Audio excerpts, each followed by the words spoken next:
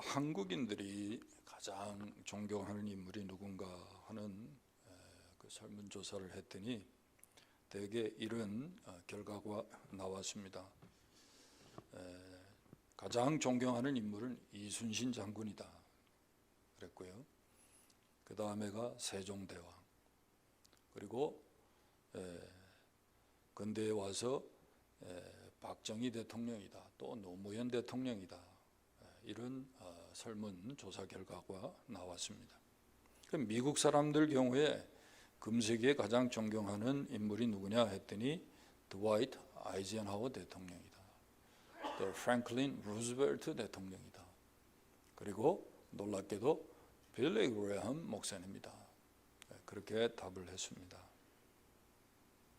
그러면 이스라엘 역사에 있어서 이스라엘 백성들이 가장 존경하고 칭송하는 인물들은 누굴까 했을 때 특별히 모세와 다윗과 예레미야 선지자를 그들은 손꼽는다 합니다.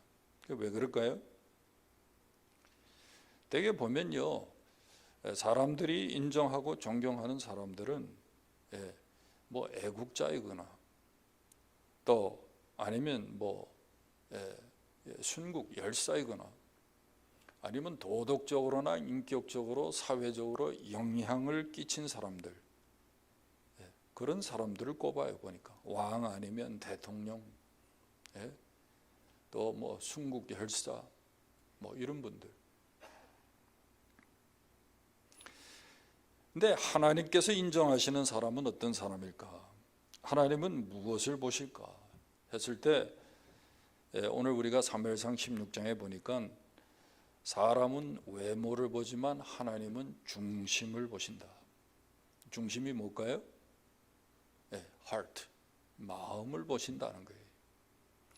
사람들처럼 무슨 업적이나 리더십을 보는 것이 아니고 이 외적인 것, 외모를 보는 것이 아니고 하나님은 중심을 보신다는 거예요. 물론 다윗은 누구나 인정하는 이스라엘의 가장 위대한 왕이었습니다. 그래서 성군 다윗 뭐 이런 표현도 합니다. 여러분, 다윗이 어떤 사람입니까? 실제로 다윗은요, 골리앗과의 싸움에서 물맷돌만 가지고 승리했던 그런 전사예요. 통일 이스라엘의 왕으로 이스라엘 역사에 있어서 가장 넓은 영토를 정복하고 확장했던, 통치했던 왕입니다. 그뿐이 아니에요. 여러분 아시는 대로 시편에 많은 시들을 쓴 아주 영감 있는 시인이고 또 음악가예요. 다윗의 업적을 우리가 찾아본다면 정말 엄청나게 많은 업적을 남긴 것을 우리가 볼 수 있어요. 그런데 다윗이 하나님께 인정받은 것은 그의 리더십이나 이런 업적이 아니라는 것입니다. 하나님은요, 다윗의 중심을 보시고 다윗을 인정하신 거예요. 그래서 우리가 함께 읽었지만 사도행전 13장 22절에 하나님의 마음에 맞는 사람, 하나님의 마음에 합한 사람이라고 그렇게 성경은 말하고 있어요. 여러분, 다윗의 어떤 부분이 하나님의 마음에 맞았을까요? 다윗의 어떤 부분이 하나님의 마음에 합하고 또 하나님이 다윗을 인정하셨을까요? 우리가 한 세 가지를 우리가 생각할 수가 있습니다. 첫 번째는요, 다윗이 하나님의 마음에 합한, 정말 하나님이 인정하는 그런 사람이 될 수 있었던 것은 정말 다윗은 전능하신 하나님을 의지하는 그런 마음을 가졌어요. 그게 뭐죠? 믿음이죠, 믿음. 여러분, 우리가 믿음 하는데 또 믿음 생활한다, 신앙생활을 한다 하는데 여러분, 믿음이 뭡니까? 믿음이 주일날 교회 오는 게 믿음입니까? 우리는 되게 그렇게 생각하죠. 근데 여러분, 믿음이라는 건 다른 게 아니에요. 믿음은요, 전적으로 하나님께 모든 것을 의탁하는 게 믿음이에요. 예수님이 누가복음 22장에 보면 십자가를 앞에 두고 기도하실 때 마지막에 애쓰고 힘쓰시고 기도하다가 결론적으로 어떻게 기도하시죠? 내 원대로 마시고 아버지의 원대로 되기를 원하나이다. 그러시죠? 또 십자가상에서 마지막에 숨을 거두시기 직전에 하신 말씀이 있어요. 아버지여, 내 영혼을 아버지의 손에, 지금 성경은 부탁하나이다 되는데 옛날 성경에 보면 의탁하나이다. 믿음이라는 건요, 하나님께 전적으로 의탁하는 거예요. 맡기고 의지하는 게 그게 믿음 생활이에요.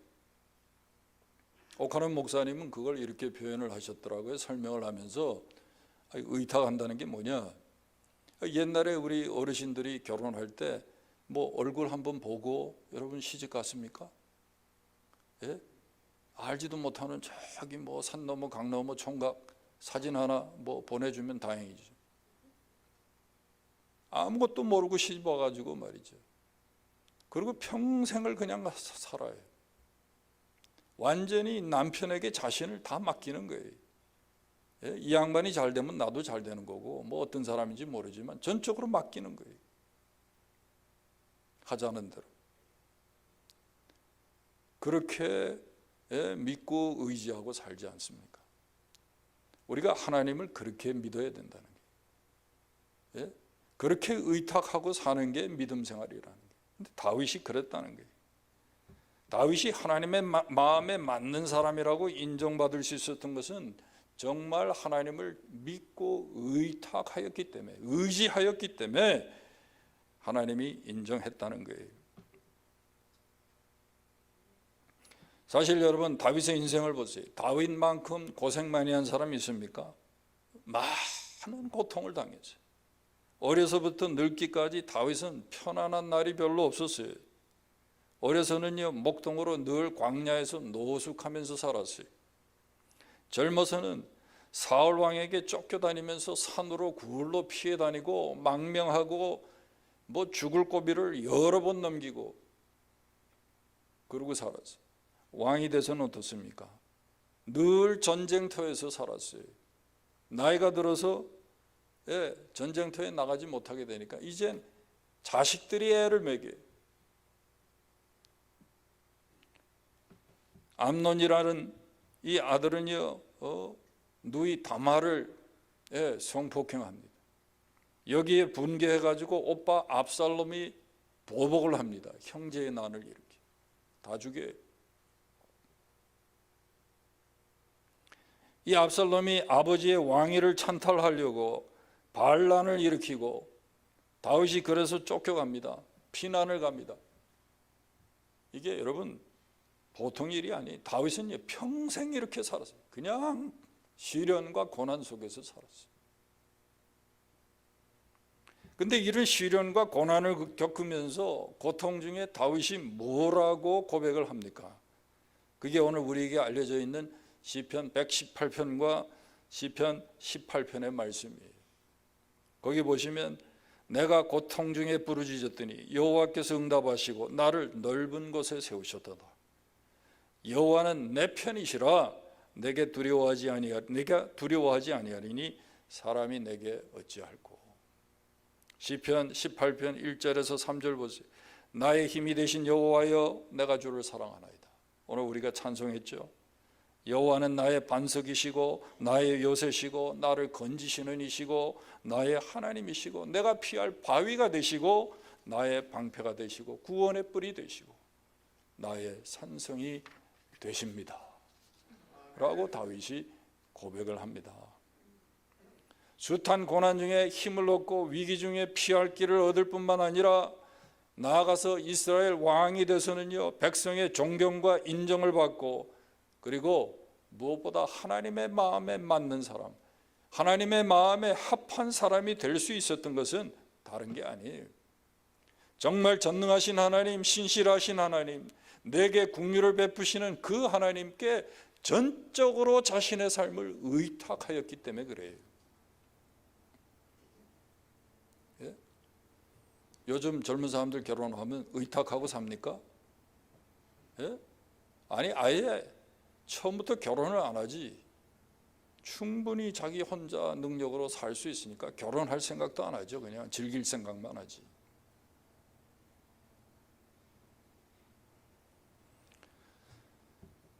여러분, 시편의 고백대로 여러분, 우리가 정말 하나님을 우리의 도움으로 삼고 정말 하나님 그분을 우리의 힘으로 믿고 우리가 의탁하면서 살면 정말 우리가 하나님께 인정받는 그런 사람이 될 수가 있는 것입니다. 두 번째, 여러분, 다윗이요 어떻게 하나님의 마음에 합한 사람이다, 맞는 사람이다 인정받을 수 있었을까요? 다윗에게는요 하나님의 뜻을 이루어드리려는 소원이 있었습니다. 사도행전 13장 22절에 보니까 다윗을 만나니 내 마음에 맞는 사람이라 내 뜻을 다 이루리라. 근데 이 번역이 좀 잘못됐어요. 정확한 번역은요 이루게 하리라. 예. 이 개역개정 전에 번역이 그게 더 맞는 번역입니다. 예. 다윗을 통해서 이루게 하겠다는 거예요. 그런데 왜 이렇게 말씀하셨을까요? 조금 더 내려가서 13장 36절에 보니까 이렇게 기록되어 있어요. 다윗은 당시에 하나님의 뜻을 쫓아 섬기다가 잠들었다 그랬어요. 하나님께서 정말 다윗이라는 사람을 통해서 당신의 뜻을 이루시기를 원했는데 다윗은 하나님의 뜻을 따라서 하나님의 뜻을 쫓아서 섬기다가 이 세상을 떠났다는 거예요. 다윗도요 시편 40편 8절에 이렇게 고백을 했더라고요. 나의 하나님이여 내가 주의 뜻 행하기를 즐기오니 주의 법이 나의 심중에 있나이다. 다윗도요 주의 뜻 행하기를 즐거워하는 삶을 살았어요. 여기 주의 뜻 행하기를 즐겼다 하는 이 히브리 말은요 차페츠라는 말인데 이게 영어로 번역하면 delight 또는 desire 이런 뜻이에요. 예? 즐겼다는 말 무슨 말이에요? 자기가요 좋아서 한 거예요. 억지로 한 게 아니고 기쁨으로 한 거예요. 왜 하나님이 다윗을 나의 마음에 합한 자라고 맞는 자라고 그렇게 말씀하셨을까? 다른 게 아니라 여기에 답이 있는 거예요. 하나님의 뜻 행하기를 즐거워한 거예요. 앞서서도 말씀드렸지만 여러분 왜 예수 그리스도께서 하나님의 기뻐하시는 자입니까? 왜 다윗이 예수 그리스도를 예표하는 구약의 대표적인 인물입니까? 다른 데 있지 않아요. 하나님의 뜻 행하기를 즐거워하는. 예수님이 나의 원대로 하지 마시고 아버지의 원대로 되기를 원합니다.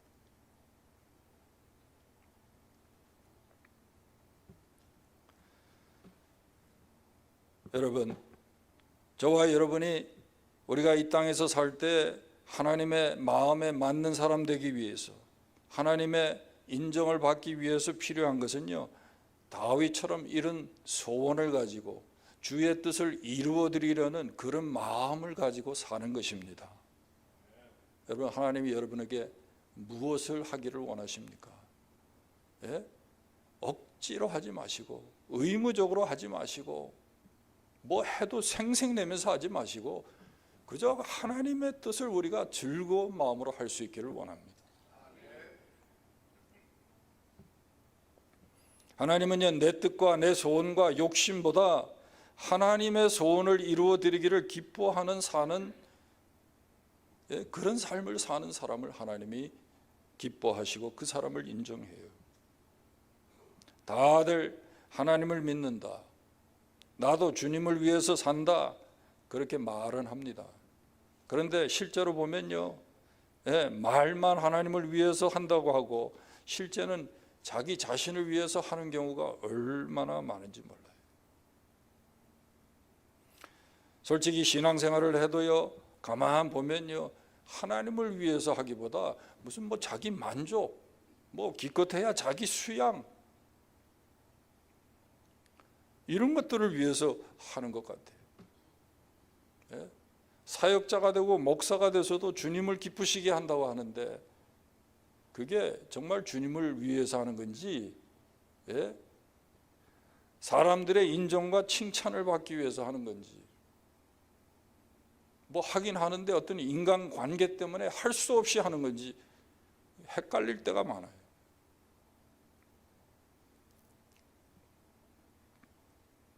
제가 늘 얘기하잖아요.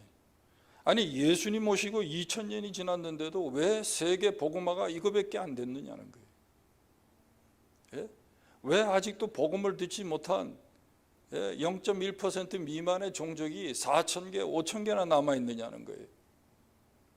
전 세계 교회가 60만 개가 넘는데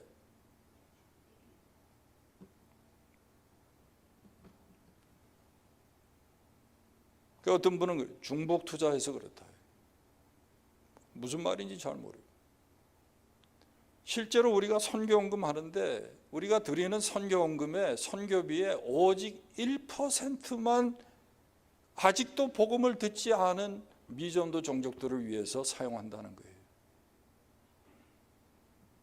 선교사가 그렇게 많은데 오직 선교사의 4%만 미전도 종족 선교를 한다는 거예요. 다른 사람은 다 어디 갑니까? 다 자기 가고 싶은 데 가는 거예요. 복음을 들어야 할 곳에 가지 않고 교회가 없는 곳에 가지 않고 다 자기가 가고 싶은 곳에 가는 거예요. 가서 보면은요, 내가 좋으면 남도 좋잖아요. 다 거기 모여 있는 거예요. 또 선교비는 어떻게 해요? 선교비, 우리가 드리는 선교 헌금의 87%가 이미 믿는 사람들을 위해서 사용되고 있다는 거예요. 기독교 학교 짓고 병원 짓고 고아원 짓고 그거 운영하는데 그게 다 쓰인다는 거예요. 직원들 뭐 월급 주고 뭐. 왜 이런 일이 일어납니까? 예? 예수님은 분명히 말씀하셨잖아요. 어제 아침에도 우리가 마태복음 28장 말씀을 우리가 들었는데 모든 민족, 모든 족속에게 가라 그랬는데 주님의 뜻대로 우리가 순종하지 않는 거죠.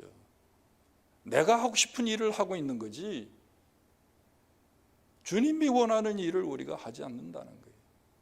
그 원하는 일을 우리의 소원으로 삼고 우리가 뭐 선교도 하고 목회도 하고, 예?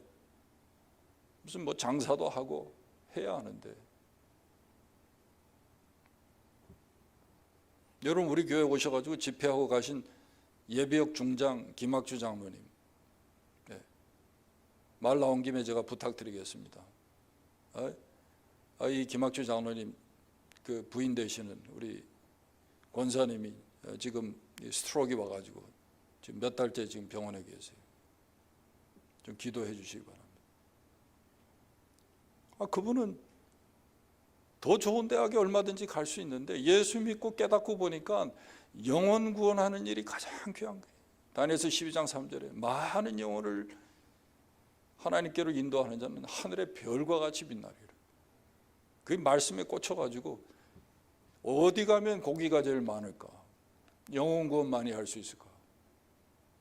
해서 육군 사관학교 지원하고, 예? 그때부터 뭐 생도대장하고 하면서 군 선교를 위해서 그분이 뭐 평생을 군 선교를 위해서 하시는.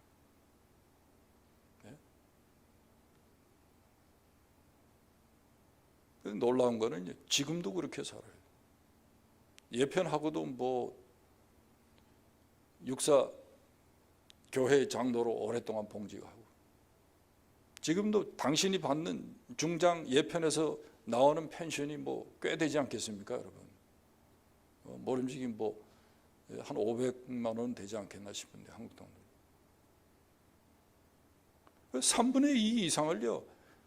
당신이 군생활할 때 예수 믿다가 예수 믿고 목사 되고 선교사 되고 했던 그 사람들을 후원하더라고요.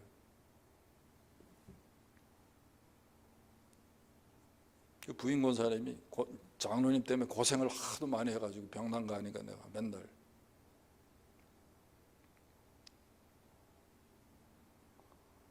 내 욕심과 소원보다 하나님의 소원을 이루어 드리는 삶을 기꺼이 살았기 때문에 하나님이 그를 인정하고 정말 하나님의 마음에 맞는 사람이라. 예수님이 그랬잖아요.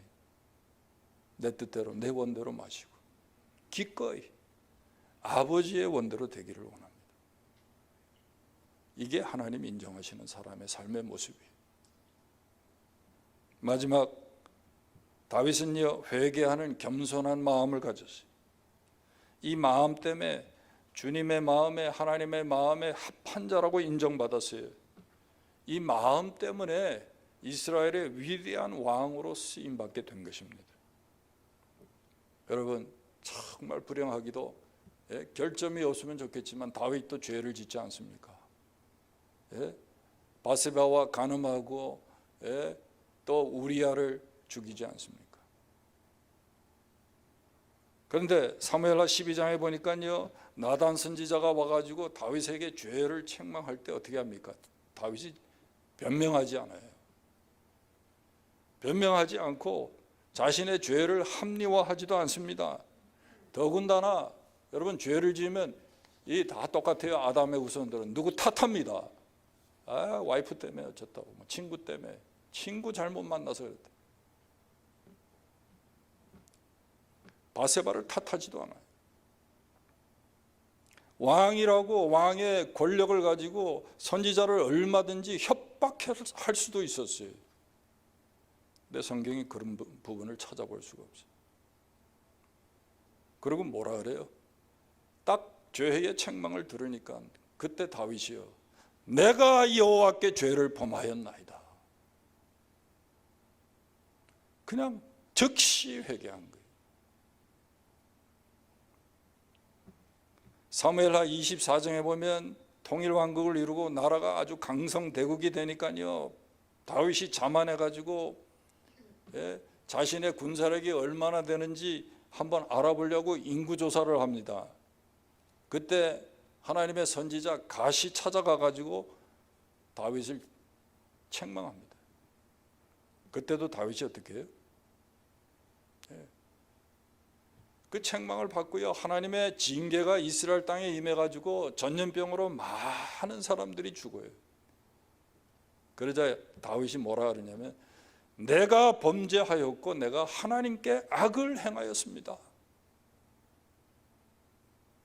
아니 뭐 내가 뭐 돈을 벌어가지고 자산이 얼마나 되고 땅이 얼마나 되고 아파트가 몇 차고 뭐 그게 뭐 큰 죄인가요?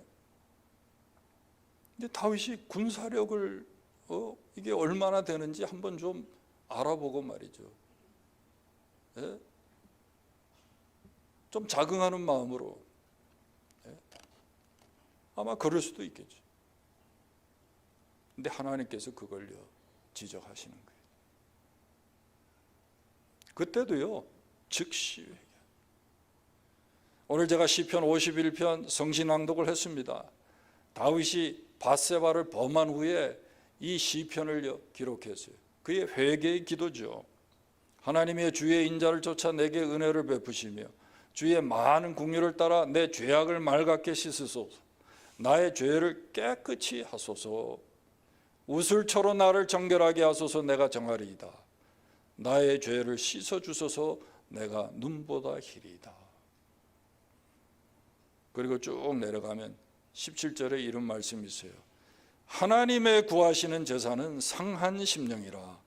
하나님이여 상하고 통회하는 마음을 주께서 멸시하지 아니하시리이다. 이 17절 말씀에 중요한 진리가 담겨 있어요. 그게 뭘까요? 여러분, 우리가 하나님의 마음에 합한 사람, 하나님의 마음에 드는 사람 되기 위해서 필요한 거는요, 다른 거 아니에요. 완전할 필요 없습니다. 여러분, 죄를 회개하기만 하면 돼요. 그런 겸손한 마음이 있으면 돼요. 세상에 완전한 사람이 어디 있어요? 실수하지 않고 잘못하지 않는 사람이 어디 있습니까? 누구도 완전하지 않고 죄 짓는 사람은 한 사람도 없어요. 성경이 그러잖아요. 의인은 없나니 하나도 없다고. 그런데 어떻게 우리가 하나님의 마음에 들 수가 있습니까? 하나님의 마음에 합할 수가 있습니까? 회개할 줄 알면 돼요. 계속해서 죄를 숨기거나 변명하거나 합리화하지 말고 죄를 자백하고 하나님의 용서를 구하는 겸손한 사람이 되면 되는 것입니다. 그러면 하나님의 마음에 드는 사람이 되는 거예요. 오늘날은 한국 교회에 이게 회개의 영이 사라진 지가 오래됐어요. 눈물로 기도하는 사람을 별로 찾아보기가 어려워. 왜? 목사도 눈물이 말랐어. 예? 그냥 가슴이 그냥 뭐 얼마나 차가워졌는지 하도 욕을 먹고 비난을 하니까 자기 디펜스 하느라고 굳어질 대로 굳어져가지고 눈물이 안 나와요. 근데 제가 깨달은 게 뭔지 아세요? 목사도 그렇고 교인도 그렇고 죄에 대해서 아파하는 마음이 없으니까요, 회개할 줄 모르니까 어떻게 되냐면 계속해서 위선의 죄만 더 짓게 돼. 외식의 죄만 더 짓게 돼. 죄를 짓고 회개를 해야 되는데, 하나님 앞에 눈물을 흘릴 줄 알아야 되는데, 그게 다 말라버리니까 다 아무 일도 없었던 것처럼 그냥 다 외식의 죄만 날마다 짓고 사는 거예요.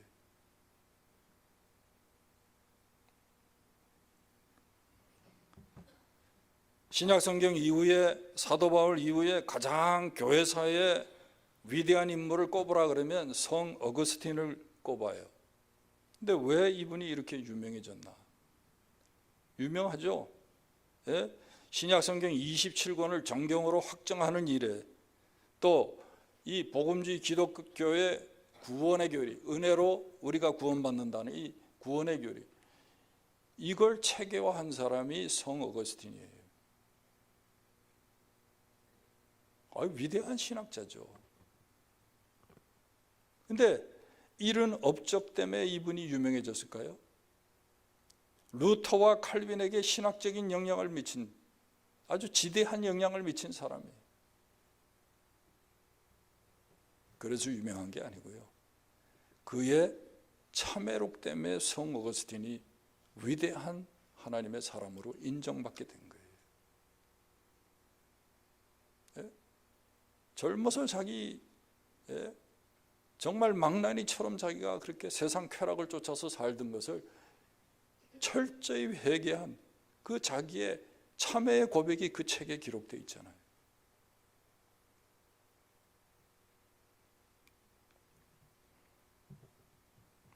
한국 교회에 누가 가장 존경할 만한 인물이냐 했을 때 1등이 주기철, 2등이 한경직, 3등이 손양원, 3등이 여러분이더라고요. 길선주도 있고 뭐.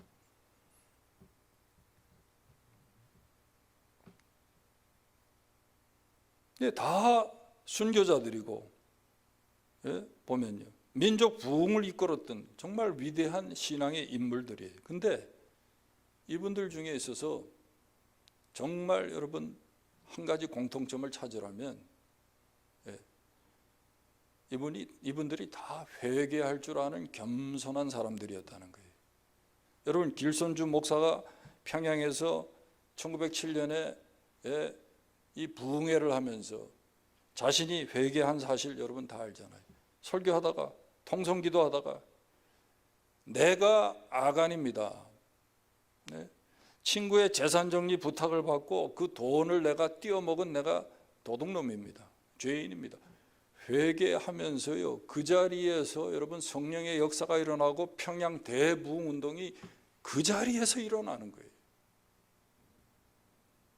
얼마나 경건한 사람입니까? 한국교회 새벽기도 운동을 그분이 시작했다고 역사는 평가하고 있어요. 근데 돈 그거 얼마 떼먹었다고, 당시에 100원이라는데 얼마 되는지 모르겠어요. 그 돈 떼먹은 걸 공개적으로 자기가 회개한 거예요. 한경직 목사님이 유명한 종교의 노벨상이라는 템플턴 상을 받을 때도 그랬어요. 나는 신사참배를 한 죄인입니다. 근데 하나님이 이 죄인을 사랑해 주셔서 한국교회를 섬기라고 지금까지 나를 은혜를 베풀어 주셨다. 긍휼을 베풀어 주셨다. 아니, 다 인정받고 이룰 거 다 이룬 사람이 옛날 얘기 왜 갑자기 꺼냅니까? 조용히 그냥 은퇴하면 되는데. 그래서 아직도 우리가 그분을 존경하는 거죠. 가장 최근에 지금은 고인이 됐지만 2007년도 한국 기독교 부흥 100주년 예배를 상암 경기장에서요 10만 기독교인이 모여가지고 예배를 드리는데 그때 설교자는 옥하는 목사님. 이분이 설교를 하면서 자기가 가슴을 치면서 눈물을 흘리면서 주여 이놈이 죄인입니다. 한국교회 양적 성장을 위해서 복음을 타협하고 세속화를 책망하지 않은 죄인입니다 하고 막 눈물을 흘렸다는 거 아닙니까? 한국교회가 지금까지 다 이렇게 된 이유가 뭡니까? 교회 성장주의로 양적주의로 물량주의로 나갔기 때문에 복음을 타협해서 그래요. 믿기만 하면 구원받는다 그러고 행하지 않아도 되는 것처럼 천국 간다고. 예? 그렇게 가르쳤다. 한국 교회와 성도의 세속화를 보면서도요 교인 떠날까 봐 회개하라는 말 안 했다는 거예요. 그래서 회개하는 거예요.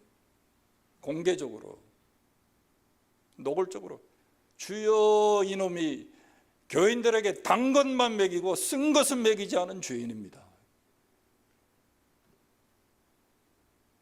문제는요 이 설교하고 나서 주위에서 얼마나 이 동료 목사들에게 욕을 많이 먹고 비난을 받았는지 모른다는 거예요. 왜 그 자리에서 그런 말을 하냐고. 한국 교회를 정확하게 진단하고 있는 거예요.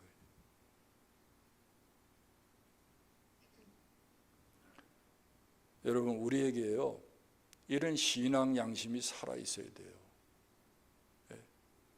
하나님 앞에서 우리가 사람 앞에서 여러분 우리의 죄를요 정말 회개할 줄 아는 용기가 필요해요.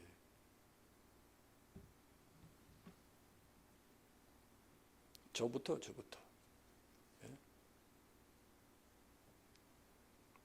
안 하니까 그걸 안 하니까 다 그냥 외식 전문가예요. 그러니까 다 종교인이에요.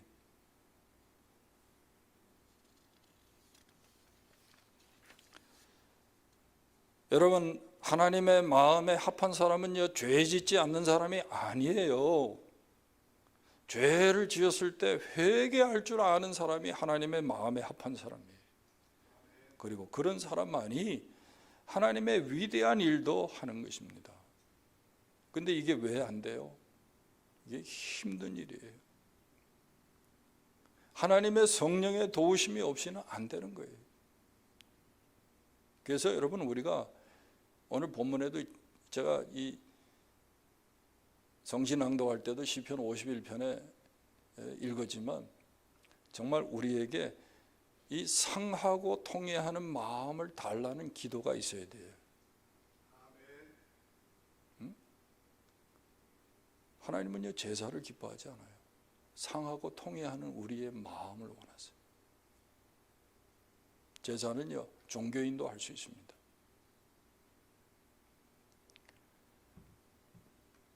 여러분 우리가 이 땅에서 믿음 생활한다고 할 때 정말 우리가 하나님의 마음에 합한 사람, 하나님의 마음에 드는 사람 될 수 있길 바랍니다. 가장 중요한 게요 우리가 하나님 앞에 나올 때마다 정말 내 힘으로나 내 감정으로는 안 되니까 하나님 상하고 통회하는 마음을 주세요. 회개의 영을 우리에게 부어주세요. 그래서 우리가 그저 잘못한 것이 생각나면 말씀이 그걸 밝혀 드러내면 하나님 앞에 우리가 겸손히 회개할 줄 알아야 돼요. 여러분 지금까지 아무리 잘 나갔어도 아무 소용없습니다. 예? 한 방에 가는 거예요. 회개할 줄 모르면. 예? 회개해야 돼요. 예?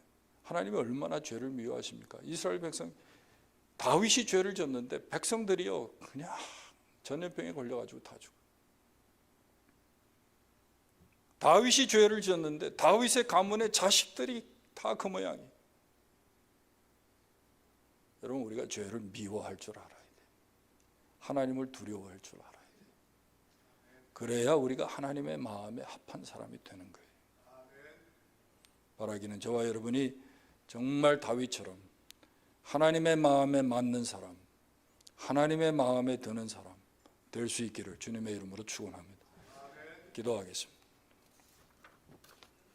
하나님 아버지, 부족하고 연약한 것들을 하나님께서 오늘도 긍휼히 여기시려고, 우리에게 오늘도 은혜를 베푸시려고, 정말 하나님의 사람답게 만드시려고 우리를 불러서 하나님의 말씀 듣게 하셔서 감사합니다. 깨달아 알게 하시고 이 말씀대로 살아 다 하나님의 약속하신 은혜와 복을 누리며 사는, 하나님께 인정받는 그런 사람들로 살아갈 수 있도록 성령님 도와 주시옵소서. 예수님의 이름으로 기도하옵나이다.